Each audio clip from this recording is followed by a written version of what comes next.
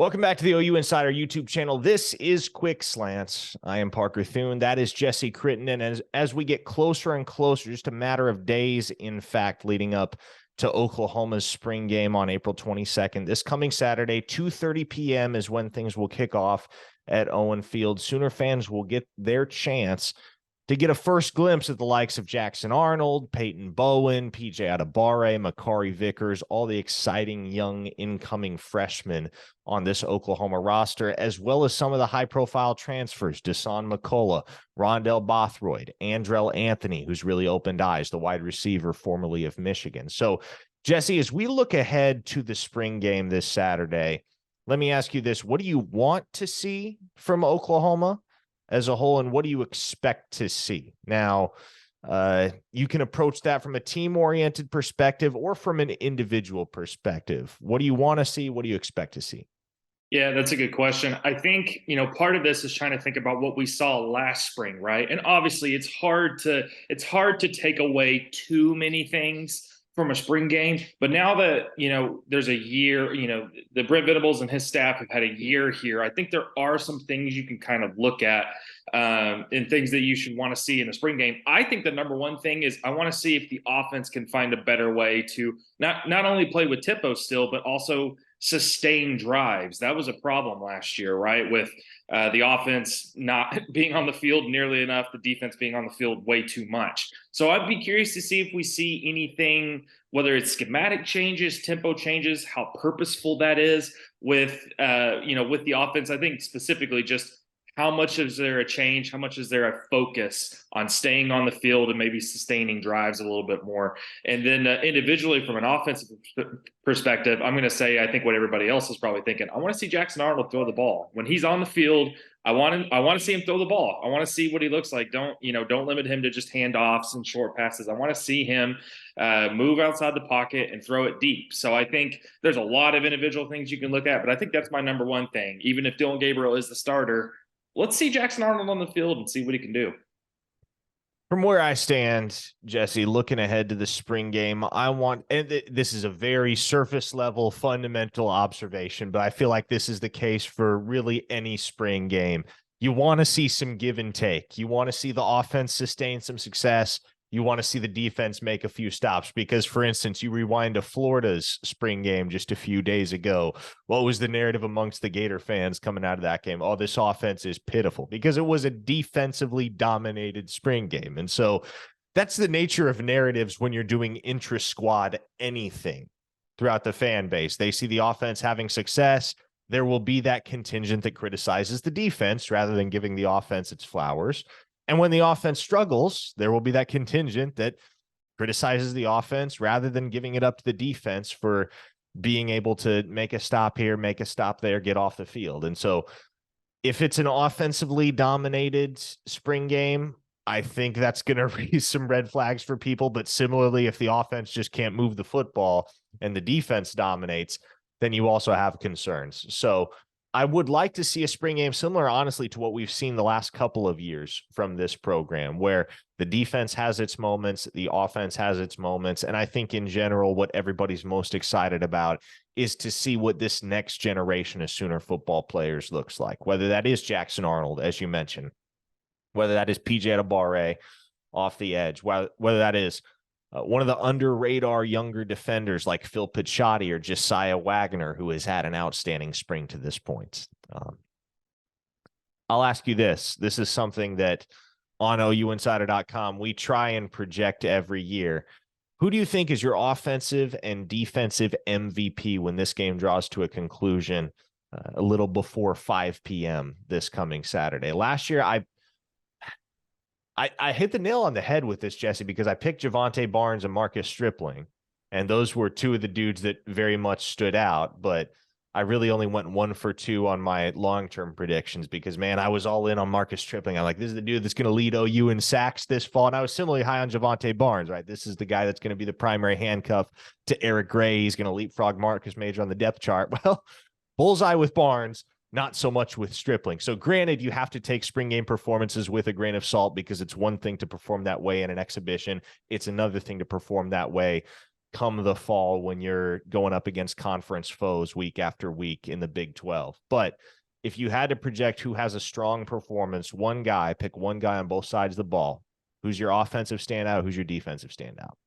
Yeah, I think offensively, I'm going to go kind of in a similar vein. I think it's going to be Gavin Sawchuk. I really do. I think this is going to be a spring game where, I mean, I think the conversation about how big of a role he has in the offense in the fall, I think is only going to increase. Especially, he kind of has that backfield to himself. We've talked about it with the injuries.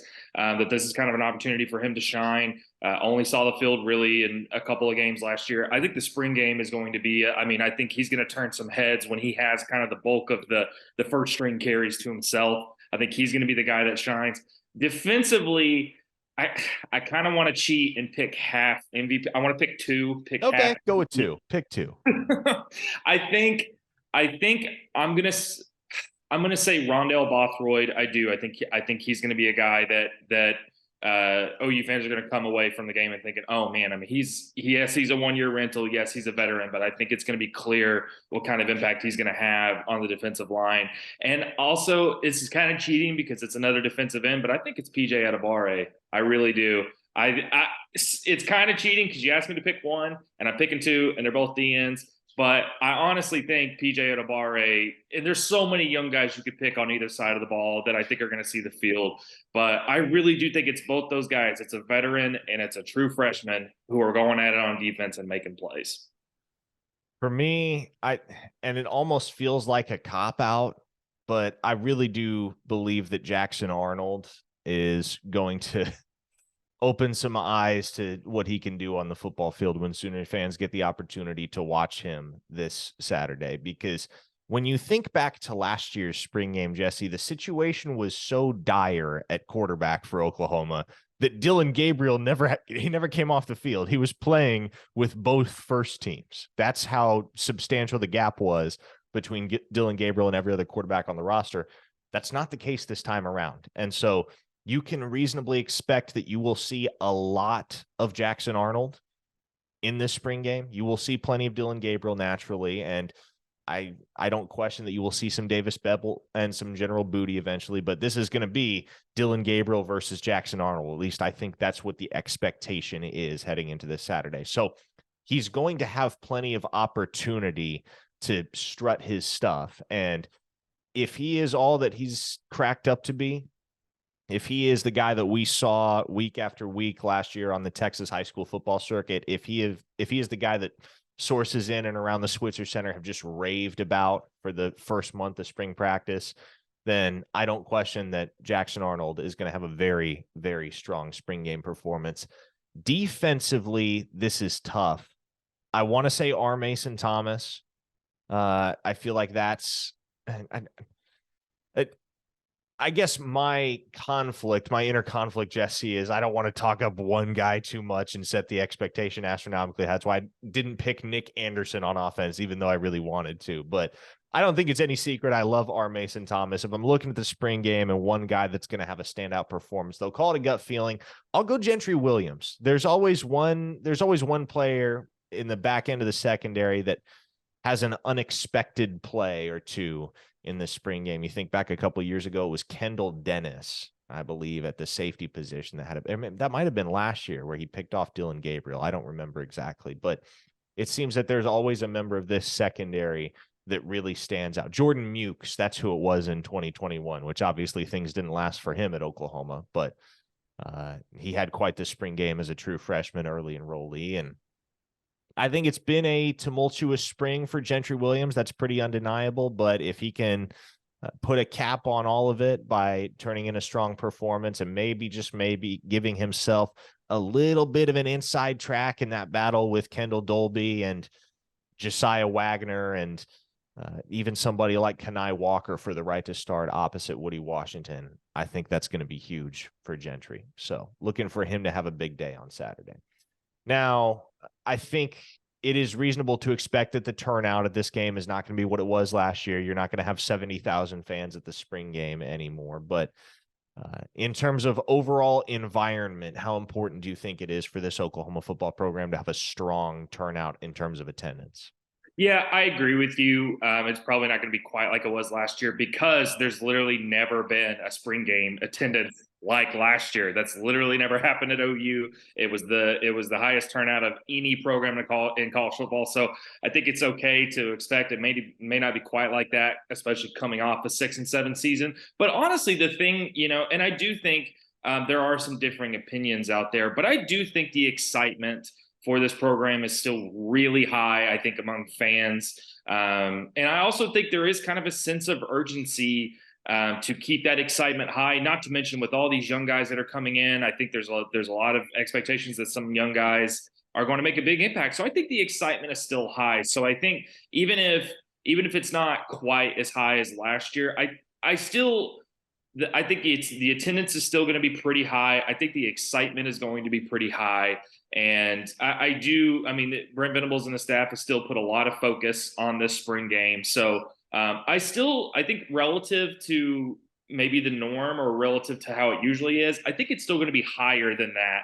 I think it's going to be somewhere between where last year was and where it normally is, where maybe it's not quite to that level, but I think there is still excitement. And I do think there are young guys on the field that people are going to want to come and see. Last question here, Jesse. One position group whose play you are going to be scrutinizing closely, not necessarily an individual player, but as you look over this team and the position groups therein, who is or what is the one position group that you're going to be paying the most attention to when Oklahoma hits the field Saturday? Probably the defensive line. And that's kind of why I mentioned I kind of cheated and said Bothroyd and Adibare when it comes to MVPs, but it's really because that's going to be where most of my focus is. I think everybody can agree. It's not that every position group was amazing every game last year, or that there's not work to do at every position going into this offseason, but the defensive line particularly is what hurt OU the most. It's the group that dropped off the most from non-conference to conference play last year. I mean, dead last in the Big 12 in sacks. They just struggled very hard to generate pressure. So it's not only just to see how the defensive line performs, but I'm curious about certain individual guys on the line. How much do they see the field and what do they do with their time on the field? Because the reality is, again, there's things that can improve everywhere. I expect the secondary to be better. I expect linebackers to be better. But for this defense to really take a step forward, it's going to have to start on the defensive line. So I think that's where I'm looking the most. And for me, it has to be the offensive line because of how much attrition there has been there throughout the spring. Obviously, Walter Rouse is laid up. Big Sexy, Jacob Sexton, he's laid up. You got other guys battling bumps and nicks and bruises here and there. But with as ravaged as Oklahoma is on the offensive line, I think it's a very intriguing opportunity for you to see what you have in some of these young tackles in particular. Caden Green has been seeing a lot of action at left tackle. Aaron Parks, he's had to battle a concussion, but he's back to full speed.